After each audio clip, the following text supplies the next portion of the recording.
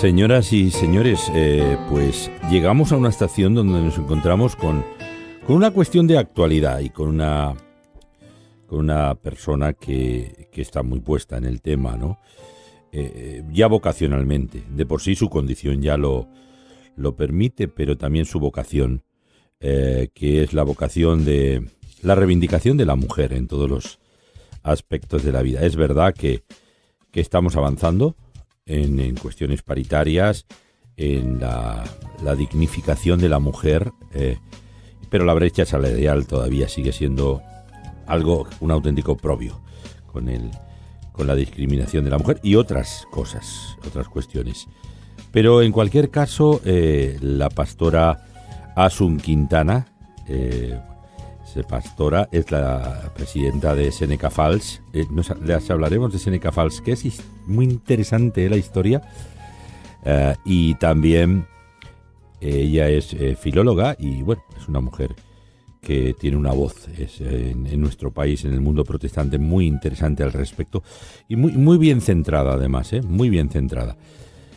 Bueno, pues vamos a hablar con ella aquí en el tren de la vida, ser mujer hoy en el siglo XXI. ¿Qué supone? ¿Qué significa?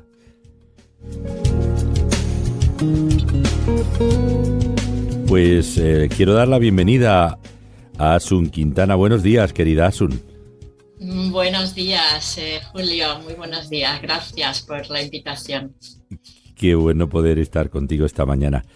Asun, bueno, cuéntanos para nuestros oyentes así de salida, a voz de pronto, Seneca Falls, que el nombre de la que tú eres presidenta de esta organización tan interesante, que tiene mucha amiga esto de la historia de Seneca Falls, y que es el origen del movimiento feminista en el mundo entero. Además, háblanos un poco de esto.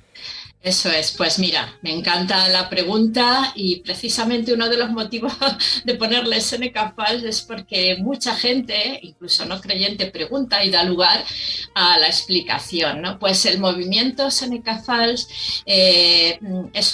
Seneca Falls es un lugar, un pueblecito cerca de Nueva York, y ahí es donde en 1848, fíjate, hace ya mucho, siglo XIX, se reunió por primera vez en la historia un colectivo de mujeres protestantes. Ellas se reunieron en la la iglesia metodista de Seneca Falls, y por primera vez colectivamente se escribió un manifiesto que se llamó la Declaración de Sentimientos de Seneca Falls, así quisieron llamarla, y fue la primera convención. A la cabeza iban mujeres protestantes como Elizabeth Cady Stanton, Lucrecia Mott, que era una mujer cuáquera, predicadora tremenda, y ellas llevaron adelante, junto con otras mujeres, que no nos da tiempo a nombrar, todo este manifiesto. Ellas se daban cuenta de que se estaban luchando contra la abolición de la esclavitud, estaban luchando por los derechos de otros y otras, pero sus propios derechos estaban siendo negados como mujeres. Así que aquí comenzó el primer movimiento feminista de la historia, colectivo, y aquí se promovió por primera vez el movimiento sufragismo, el derecho a voto, y aquí surgieron también muchos movimientos obreros de mujeres que trabajaban en aquella época, ¿no? Así que es muy importante el nombre de la declaración de Seneca Falls. Ellas escribieron 12 principios, primero denunciaban la situación, pero luego escribieron 12 principios que es interesantísimo que los leáis, porque allí ellas partían de la Biblia, partían de la igualdad delante de Dios, del hombre y de la mujer. Qué interesante. Fíjate que muchísima gente ignora, claro. Bueno, la nueva progresía se ha capitalizado esto, y ciertos lobbies, que ya sabemos quiénes son, como los apadrinados del movimiento feminista. Y claro, es fraudulento, ¿no? Intelectualmente es un desconocimiento supino o no es así. O sea, quiere decir, el mundo protestante, que el protestantismo tiene tantas cosas, tantas aristas interesantes de lo que es incluso el nacimiento de la democracia mundial, está liderado por el movimiento protestante. El protestantismo en estas mujeres representadas es una cosmovisión de la mujer que para entonces era totalmente marginada, ¿verdad? Exactamente. Para mí, fíjate, lo apasionante, de hecho, cuando yo empecé con el proyecto de Seneca Falls, lo apasionante para mí era descubrir que el feminismo nos había sido robado. Es decir, el feminismo, y claro, yo entiendo que hay connotaciones muy negativas de lo que es el feminismo hoy, con el cual yo no me identifico de manera general, sí que tienen algunos principios con los que coincido, pero es que digamos que nos lo han robado. Igual que, por ejemplo, cuando hablamos del arco iris, ¿no?, que nos ha sido robado, es un símbolo eminentemente bíblico, pues pasa igual con el feminismo. A mí lo que me apasiona es compartir con la sociedad y con las iglesias que el feminismo es algo genuinamente bíblico. Esto a veces se malinterpreta en el sentido de que desde un principio Dios estableció esa igualdad y todos estos movimientos de mujeres en el siglo XIX hubo un avivamiento tremendo en la costa este de Estados Unidos, y este avivamiento se produjo porque muchos movimientos de reforma radicales de Europa, perseguidos en Europa, emigraron a las costas estes de América. Ahí arraigó de tal forma el protestantismo que se extendió por todo el país. La Constitución americana es fruto. De hecho, como tú bien has dicho, los principios democráticos emanan de la propia Biblia. Pues aquí fue donde todo este movimiento de mujeres, pero al final llegamos a la reforma del siglo XVI y al propio Evangelio. Todas estas mujeres, claro, hay dos principios muy bíblicos que son la lectura e interpretación individual de la Biblia y el sacerdocio universal. Es decir, la misión es también de la mujer.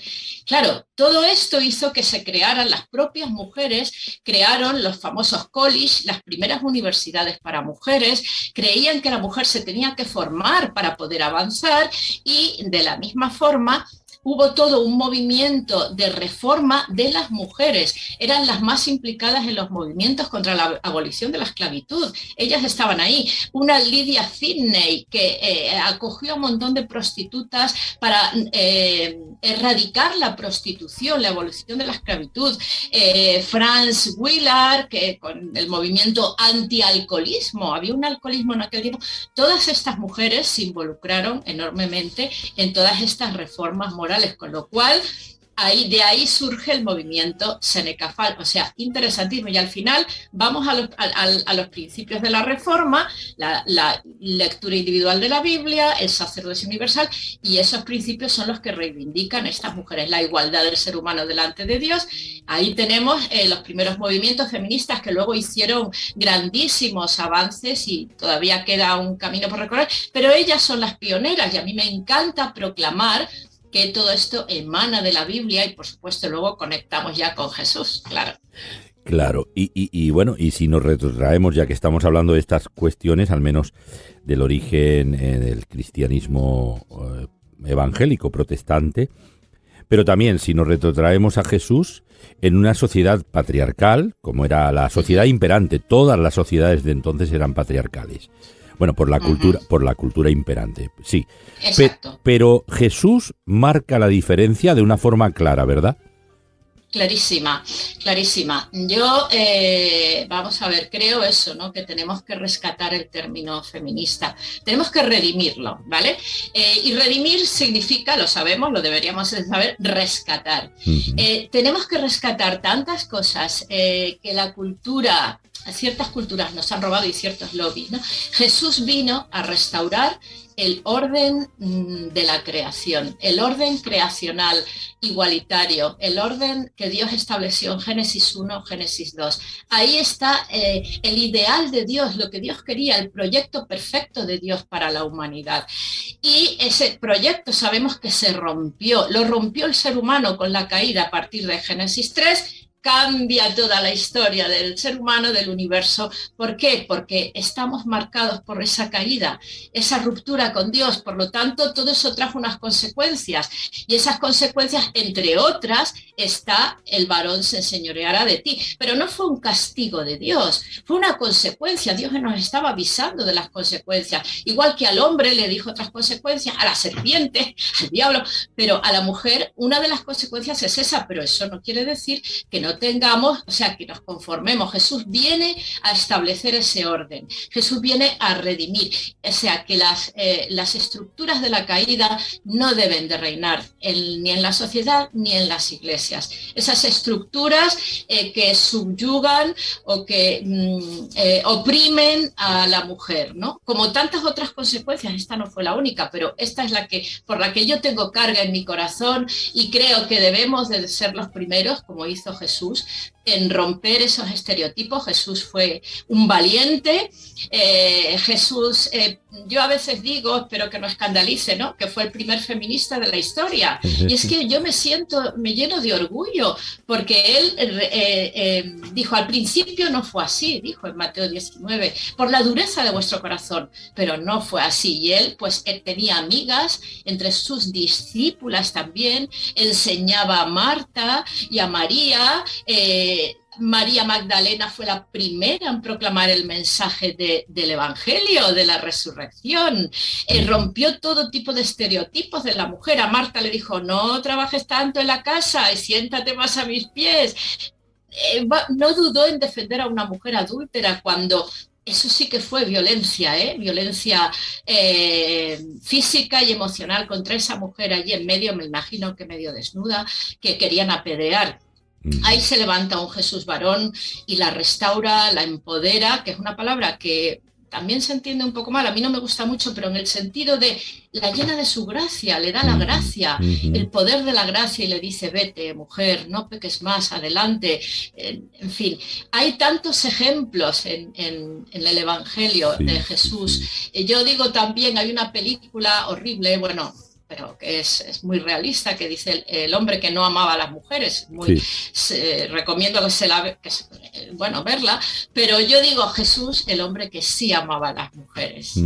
Y bueno, luego él irrumpe en medio de toda esta cultura de la supremacía del varón. Tú, como decías, es sociedad patriarcal. No es que la sociedad es patriarcal porque es una consecuencia de la caída, simplemente. Entonces esto no es una guerra de sexos, ni una poner al varón, para nada, porque nos necesitamos, el hombre y la mujer, y debemos andar como compañeros, como hacía Jesús, ¿no? Tenía discípulos, discípulas, compañeros y compañeras. Y hay un versículo con el que Pablo, luego más adelante, remata cuando dice, no hay judío ni griego, no hay esclavo ni libre, no hay hombre ni mujer, porque todos somos uno en Cristo. Entonces, esto es lo que yo proclamo, este es el feminismo que yo llamo de Jesús, ¿no? Y creo que lo debemos gritar. Así es. Y es un testimonio tremendo. Totalmente, total. Bueno, ya se dan cuenta ustedes que en el tono, en el timbre de voz de Asun, ven esa pasión por la reivindicación de Jesús acerca de alguien tan vulnerable en muchos casos como ha sido la mujer, y sigue siendo, cuando toda esta legión de energúmenos atentan contra la mujer de una forma indiscriminada y la hieren o acaban con ella. Y claro, nos tenemos que rebelar. En este sentido, nuestro país no es los que va en cola en este sentido, está trabajando de una forma muy proactiva para proteger a la mujer contra estos desmanes, ¿verdad? Así es. Así es que España pensamos que no, pero no, está trabajando bastante bien dentro de las cifras, y decir que la violencia contra la mujer es una consecuencia también de la caída, es una consecuencia de esta, digamos, el machismo que se llama secularmente, pero es que es así, es una consecuencia, ¿vale? Y eso es importante dejarlo claro. Claro, fíjate qué interesante, ¿no? Toda esta introducción que nos has hecho tan reveladora a la vez. Yo creo que muchos de los oyentes, quizá los oyentes habituales, que tienen una aproximación confesional, pues cristiana, me refiero, pues dirán, sí, qué bueno, qué estupendo. Pero otros tantos que nos acompañan así en el anonimato dirán, caramba, pues yo de esto no tenía ni idea. Fíjate. Pero ahora la pregunta, Asun, sería, ¿ser mujer hoy en el siglo XXI es competir con el hombre? ¿Ser mujer hoy es dejar al hombre descabalgado? ¿Ser mujer hoy es ser más... es el feminismo más masculinizado?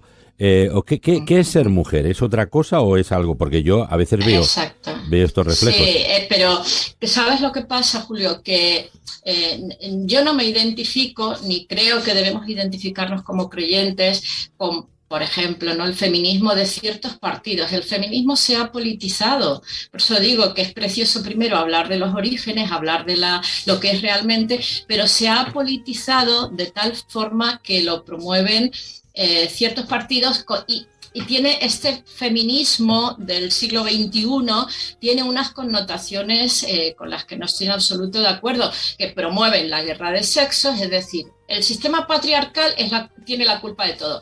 Bueno, vamos a ver, como tú has dicho, el sistema patriarcal es un tema cultural que es consecuencia precisamente de la caída, no es la voluntad de Dios, pero no hay que culpabilizar al hombre, al varón. Es que ese es el problema, ¿no? Ni muchísimo menos. Yo creo que el feminismo nos beneficia a todos. Ni es guerra de sexos, ni es superioridad de la mujer, ni estamos de acuerdo con la prostitución, todo lo contrario. También desde Seneca Falls trabajamos para abolir la prostitución como medio que convierte en objeto a las mujeres, en objeto sexual, en contra de la ley trans, en contra de los embarazos y maternidad subrogada.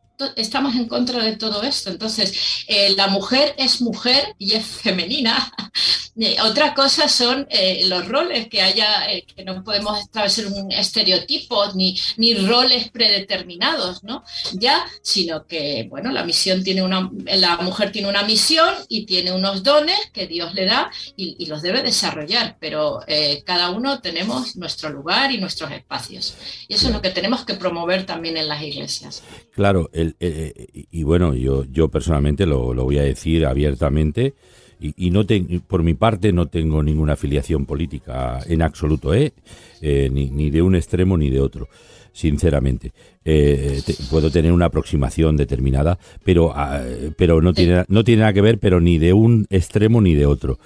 Pero lo ha capitalizado la izquierda, y mucho más la ultraizquierda, el movimiento feminista, y esto nos crea desconfianza a muchos sectores, y luego también el movimiento LGTBI. O sea, quiere decir que, claro, entonces excluyes a otros que sí reivindican, digamos, a la mujer para el estatus de la mujer, en una situación paritaria con el hombre, en todos los temas de la vida, ¿no? Pero claro, cuando vemos todos esos sesgos, pues mucha gente dice, oye, pues claro. no me apunto. Claro, y eso es lo que yo trato por todos los medios de limpiar en ese sentido, ¿no? Es decir, todo este sesgo que sí, como tú bien dices, sobre todo la izquierda lo ha monopolizado, pues yo quiero limpiar y quiero quitar prejuicios para que se nos escuche, ¿no? Y limpiar en ese sentido el término feminismo, pero necesitamos poder explicarnos. Por eso agradezco enormemente esta oportunidad, porque como tú dices, hay muchos prejuicios que nos cierran como iglesias, a muchos líderes les cierra para poder escucharnos. Entonces, yo pido en ese sentido una oportunidad de que podamos explicar todo esto, porque al final, ¿sabes quién se lleva la gloria? Jesús. Al final se me ensancha la boca.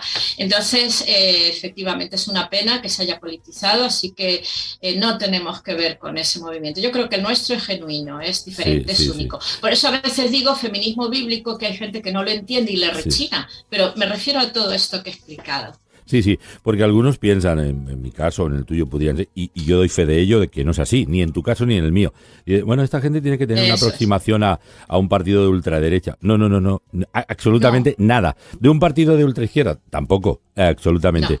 Quiere decir, miren, somos cristianos, convictos y confesos, en el sentido más noble de la palabra.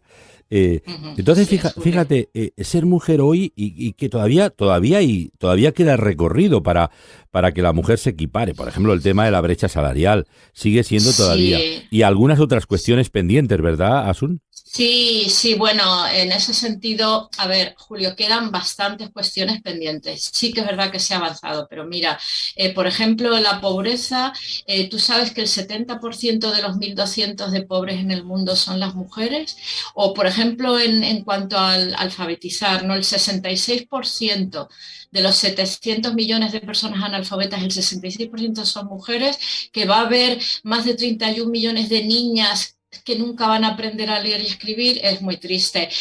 Luego, el tema de la corresponsabilidad es importante también, porque eso va a permitir una conciliación, la conciliación en el trabajo. Las mujeres, pues sabes que el 70% trabajan a jornada partida, media jornada, porque tienen que, ellas son las que deciden pues, cuidar a los niños. ¿Por qué? Porque tienen menos sueldo, son los sueldos, la brecha salarial, porque tienen que cuidar a dependientes. Quiero decir, todo esto, aunque está cambiando, porque yo veo, doy fe, matrimonios jóvenes, en mi iglesia los veo, y vamos, hay una corresponsabilidad y una paridad y de verdad, una armonía, una belleza, unos padres cuidando a los niños, cambiándoles sus pañales, en las partes de escuela infantil, ahí tienes a los papás también. Olé, eso yo lo veo en mi iglesia, sobre todo en la gente más joven, ¿no? Entonces, pero sí hay todas estas brechas en temas de salud, en las muertes por embarazo todavía, estoy hablando ahora de países tercermundistas, ¿no? No tanto, pero todo esto se da, puestos de poder y de toma de decisiones, está todavía ahí, hay un 5% solo de mujeres en altos cargos de empresas, políticos, o sea, queda, y no es por el poder en sí, es porque desde los altos cargos se puede influenciar, y yo creo que tenemos mucho que aportar, sobre todo como mujeres creyentes, tenemos muchísimo que dar, entonces hay que estar ahí, ¿no? En el periodismo y luego la violencia, ¿no? Que lo vemos ahí también, que eso es una consecuencia más. Entonces, sí queda, todo esto se podría explicar mejor, pero no tenemos tiempo, pero sí, hay que estar ahí, como creyentes tenemos que estar ahí también.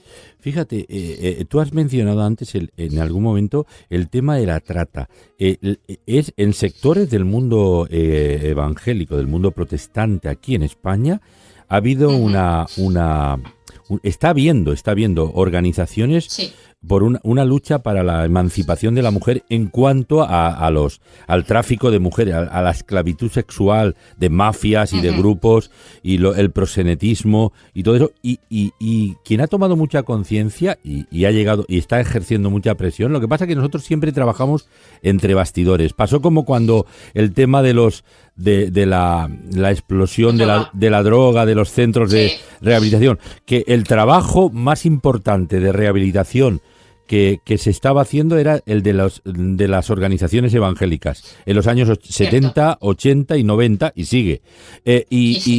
No decíamos nada, pero éramos los únicos que estábamos trabajando en eso y además rescatando a infinidad de vidas del desastre total. Porque nos nace. Pero ahora resulta que con el tema de la mujer, de la esclavitud sexual de la mujer, hay movimientos evangélicos que están trabajando proactivamente, ¿verdad que sí, en este tema? Tremendo. Los movimientos evangélicos, ONGs, hay muchísimas, están ahí al pie del cañón. Y sí que te digo, Julio, que hay ya algunas comunidades autónomas donde las autoridades, los políticos, están reconociendo este trabajo e incluso nos están llamando para colaborar y aportar nuestra visión para hacer, claro, leyes. O sea, todo esto se trabaja desde muchas esferas. La esfera legal, hay que transformar, hacer leyes, la esfera pedagógica y estar ahí al pie del cañón cuidando a mujeres con casas de acogida y todo esto. O sea, son esferas diferentes. Pues nos están ahora, aparte de que estemos ahí al pie del cañón con mujeres en casas de acogida, que eso es fundamental para sanarlas, restaurarlas, darles otra posibilidad de empezar de nuevo, pues nos están llamando para colaborar en toda esta, sabes que todavía no se ha aprobado la ley integral contra la trata, pero se está en ello. Y esto es muy importante porque, es decir, la trata está unida con la prostitución y el que diga que no, sinceramente, miente. Por eso es tan importante atajar la prostitución. Pues bueno, los ONGs cristianas evangélicas están ahí y estamos queriendo pues que modifiquen todas estas leyes, aportar nuestra visión para que se incluya la abolición de la prostitución también junto con la trata, porque va unido, es decir, no podemos aprobar una ley de trata y te dejas la prostitución ahí. Y esa es una de las luchas para que entendáis un poquito que hay con esta división que hay en el movimiento feminista, ¿no? Pero fíjate que el 72% de las víctimas de tráfico son mujeres y niñas y el 95% están explotadas sexualmente, o sea, es un índice altísimo. Pues están ahí. No quiero nombrar ninguna ONG por si me dejo alguna, pero hay un montón de ONGs evangélicas al pie del cañón y ya digo, estamos empezando a ser reconocidos por las autoridades y nada, gloria para Dios. Sí, desde Esclavitud 21 y yo también, hay otras tantas que han pasado por aquí y que sí, son además que han presionado para que el tema de la prostitución se ponga sobre el tapete como el retroalimentador de este tráfico de mujeres, ¿no? De mafias. Sí, efectivamente. La prostitución y la pornografía que van unidos estrechamente con el tráfico. O sea, no podemos desligarlos, ¿no?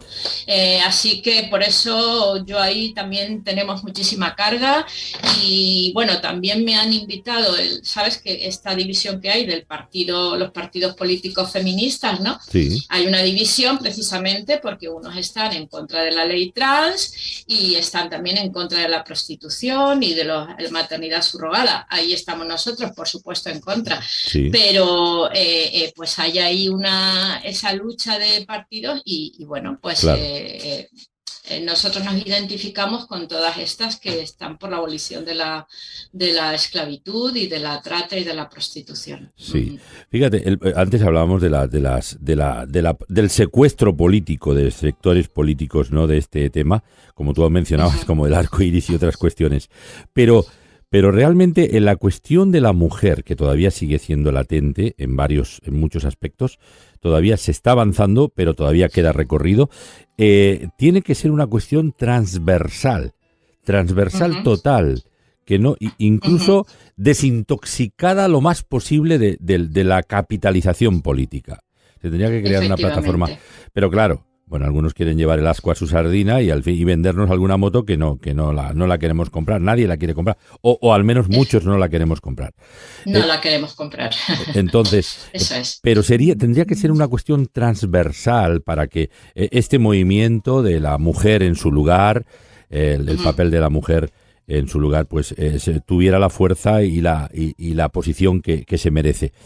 Una cuestión importante, Asun, para que, ya que te tengo aquí, además tú que representas mucho el pensamiento de la mujer protestante, una mujer que es pastora evangélica, pastora versus protestante, en Madrid en este caso, en la Iglesia Asamblea Cristiana. ¿En qué barrio de Madrid?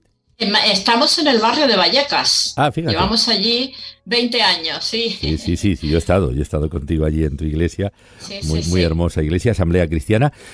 ¿Cómo te desenvuelves? ¿Cuál es cómo comenzaste tu vocación pastoral y esto? Cuéntanos un poco. Mira, bueno, yo conocí al Señor hace 42 años, que no es nada. Sí, bueno. Y desde que me convertí, junto con mi esposo, nos convertimos recién casados, los dos, jovencísimos. Además éramos de los que nos casábamos jóvenes. Y yo siempre entendí que la conversión a Jesús era todo. Era mi vida empeñada hasta el fondo, hasta el final y completamente. Entonces, pues yo empezamos a trabajar como discípulos, estuvimos viviendo en comunidad un tiempo, hemos trabajado también en el tema de la droga, ayudando, eso fue una experiencia también tremenda. Y así hasta que, bueno, llegamos a Asamblea Cristiana. Y ahí, pues bueno, por una serie de circunstancias que se dieron en ese momento en la iglesia, de esto hace como eso, unos 20 años, pues se dio la coyuntura. Yo jamás había pensado en ser pastora, sinceramente, siempre en colaborar y muy activa en la obra, porque no puedo estar quieta. Conociendo a Jesús no se puede estar uno quieto, ¿no? Hay que trabajar para el reino. Y entonces, pues por una coyuntura que el pastor tuvo que salir, en fin, me propusieron coordinar un equipo, que yo coordinara un equipo de, o sea, es decir, de ancianos, de líderes o de consejo, como lo queramos llamar, y a partir de ahí digo, bueno, pues bueno, mientras no haya pastor, pues venga, vale, coordino solamente, pero al final, pues bueno, me propusieron la pastoral y tuve, pues se votó además, que eso para ciertas iglesias evangélicas es importante, y por unanimidad pues se aceptó mi pastoral. Y bueno, pues fui encomendada como pastora, pero ya te digo que a mí todo esto me vino, yo nunca tenía en mi pensamiento ni lo tuve, ¿no? Sí, una vida activa de discípula, sí, eso sí. Y a partir de ahí, pues comencé el pastorado en solitario, pero vi rápidamente la necesidad de tener un equipo, de no estar sola, ¿no?